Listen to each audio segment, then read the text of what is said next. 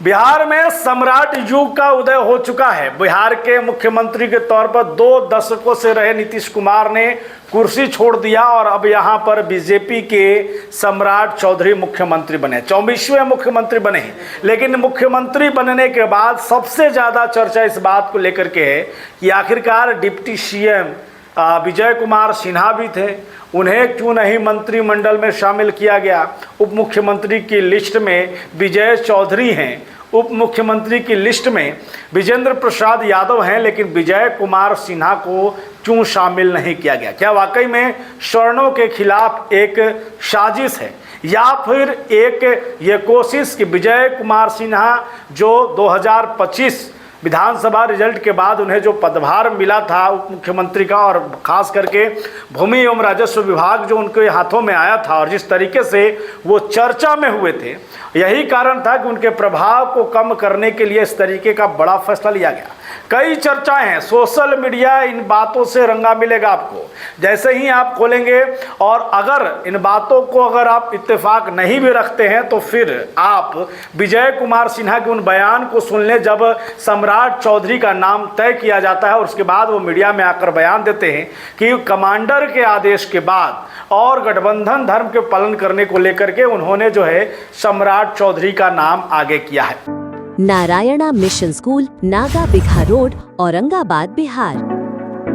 अब सवाल यह है कि सम्राट चौधरी भी भाजपा के कद्दावर नेताओं में से एक थे, प्रदेश अध्यक्ष के साथ साथ उप मुख्यमंत्री थे और उन्हें एक बड़ी जिम्मेवारी दी गई है, इससे किसी को दिक्कत नहीं है। लेकिन विजय कुमार सिन्हा को कोई जिम्मेवारी फिलहाल के लिए न देना, आने वाले समय हो सकता है मंत्री बनाया जाए, लेकिन उस कद को जिस तरीके से मुख्यमंत्री की रेस में विजय कुमार सिन्हा का नाम चल रहा था, उसके कारण थे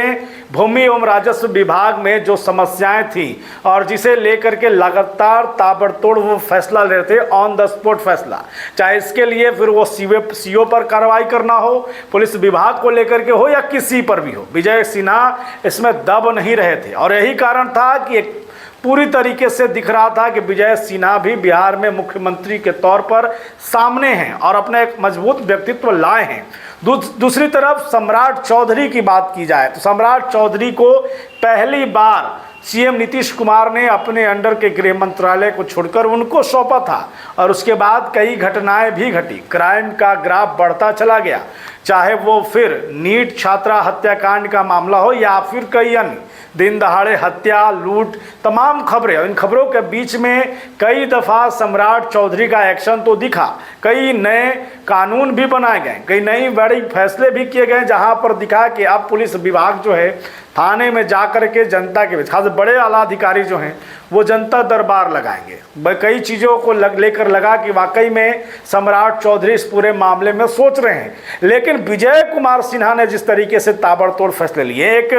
पुरानी और ख़ास करके बड़ी समस्याओं को लेकर के, निदान को लेकर के उन्होंने जो ताबड़तोड़ फैसले लिए, लोगों के बीच में विजय कुमार सिन्हा को लेकर के जो है वो धारणाएं बदल गई थी। वो चाहते थे कि मुख्यमंत्री या उसी ओहदे का कोई पद इन्हें मिले क्योंकि ये वाकई में काम करने वाले थे। लेकिन सम्राट चौधरी को गृह मंत्रालय मिला था और वो उस तरीके से कोई कमाल खास करके नहीं करके दिखा पाए कि ऐसा लगे कि जिस सुशासन बाबू की सरकार खास करके नीतीश कुमार को लेकर कही जाती है, अगर उनके अलावा कोई और गृह मंत्रालय संभालता है या पुलिसिंग व्यवस्था को देखता है, विभाग में मंत्रालय जैसा बड़ा पद देखता है, तो उसका कोई असर दिखेगा। और ये इसलिए भी दूसरे लोगों पर नहीं कहा जा सकता, यानी तेजस्वी यादव या अन्य किसी पर नहीं कहा जा सकता कि उप मुख्यमंत्री रहते हुए उन्होंने कुछ किया कि नहीं, बल्कि उप मुख्यमंत्री रहते हुए तेजस्वी यादव ने कई दफ़ा, चाहे फिर वो रात के अंधेरे में मेडिकल कॉलेज जैसे बड़े